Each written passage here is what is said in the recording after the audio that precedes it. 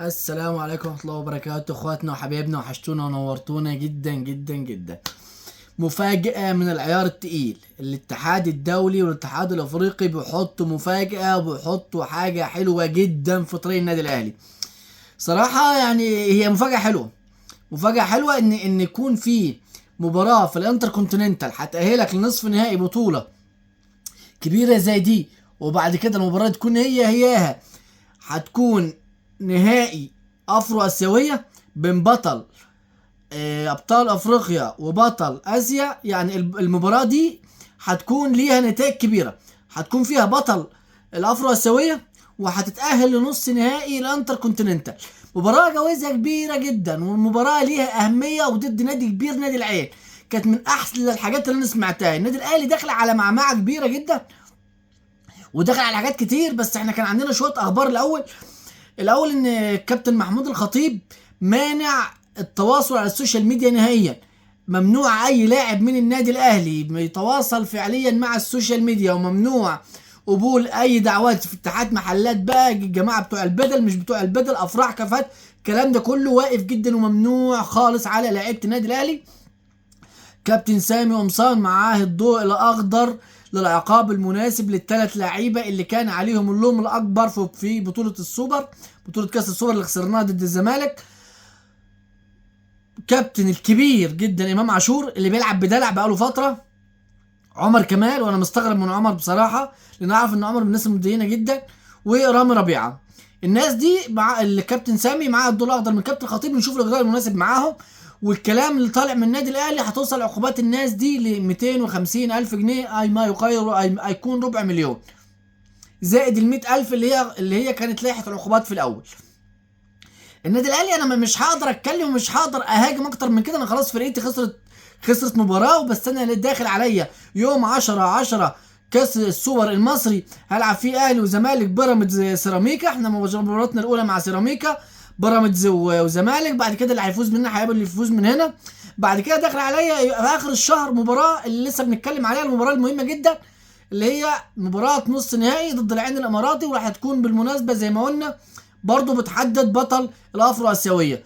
الاهلي داخل عليه حاجات كتير، محتاجين تدعيمات، محتاجين دعم كل الناس، كل من ينتمي للنادي الاهلي لازم يا جماعه نقف في ظهر الفريق. خلاص خسرنا زي ما كنا بنكسب ونقعد نقول للعيبه احنا بنكسب نفرح يوم واحد بس وبعد كده نقفل احتفالاتنا. برضه احنا نفس الناس اللي هقول للعيبه خسرنا هو يوم واحد بس الخساره وهنقفل الباب ده، تاخدوا اجازتكم وترجعوا بالسلامه فريش. لان برضه ما تنسوش ان في ضغط كبير جدا على لعيبه النادي الاهلي. الاهلي بيلعب في كل البطولات يا جماعه، والله لازم. انا مش بدافع عن اللعيبه، انا زعلان جدا من اللي حصل في مباراه الزمالك، لان حاسس ان احنا خسرنا بتقصير من فرقتنا. يعني احنا خسرنا بتقصير من فرقتنا وبتقصير من لعيبتنا، وهاجمنا الناس اول يوم وتاني يوم بما فيه الكفايه.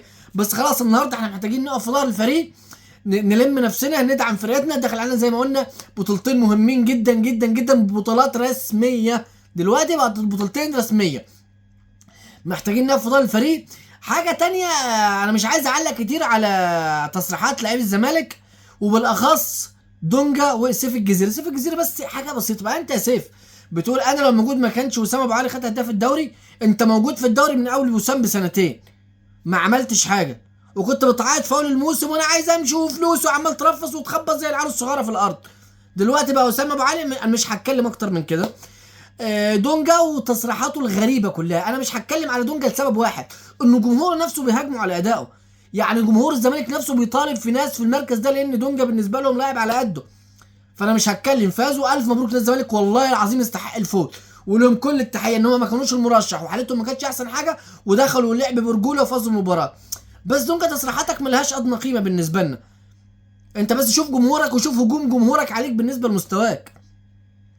مش هنتكلم اكتر من كده. خالد عبد الفتاح دخل في القايمه ودخل في حسابات كولر بعد اصابه محمد هاني، اللي بنتمنى له لمحمد هاني الشفاء. والله العظيم محمد هاني بتمنى له الشفاء من كل قلبي، لان محمد هاني رغم انتقاداتنا اللاذعه وانتقادات كل الناس وانتقادات الجمهور والمحللين والنقاد الرياضيين لمحمد هاني، عمر محمد هاني ما شفناه في يوم طلع رد باي طريقه. عمرنا ما شفنا اي تجاوز لمحمد هاني. انا بشيد من محمد هاني في المستوى ده بالذات، لان محمد هاني اتعرض لكميه انتقادات مني ومن غيري كتيره جدا. عمر محمد هاني ما طلع رد على الناس باي طريقه ايا كانت، ولا شفناه واخد مراته رايح لحد، ولا يفتتح حاجه. محمد هاني من اللعيبه اللي على المستوى الذهني مركزه جدا، فاحنا بنتمنى له كامل الشفاء. محمد هاني محتاج من 4 شهور، من 4 اسابيع ل6 اسابيع، يعني ما يقارب من شهر لشهر ونص، وان شاء الله يرجع بالف سلامه. زي ما قلنا خالد عبد الفتاح داخل حسابات كولر، بيتم تجهيز عمر الساعي عشان يخش مع الفريق الفتره الجايه. اشرف داري كمان هيخش، يوسف ايمن كمان هيخش. انا شايف بس ان احنا اوكي كنا محتاجين كمان جناح ولا 2، بس الفرقه الموجوده، الناس موجوده، الرجاله، الناس دي خدت البطولات، الناس دي عملت معانا احسن اداء واحلى اداء السنه اللي فاتت. انا السنه اللي فاتت برضه في بدايه الموسم خسرنا السوبر ضد نهضه اتحاد العاصمه الجزائري، واكتسحنا، ما حد، كله خد على وشه، وبعد كده كله خد كشاف على وشه، محدش شاف بعد كده. اوعى حد يخليك تهاجم فرقتك، اوعى حد يخليك تهاجم فرقتك اكتر من كده، ولا تدي المعبد على اللي فيه.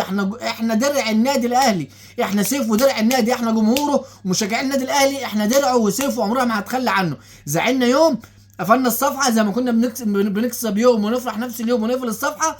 اخواتنا وحبايبنا يدعمونا بلايك وشير وكومنت لطيف من اخواتنا وحبايبنا، ونقولوا لنا على الصفحه، واعملوا متابعه عشان الصفحه تكبر ليكم وبيكم. والسلام عليكم ورحمه الله وبركاته.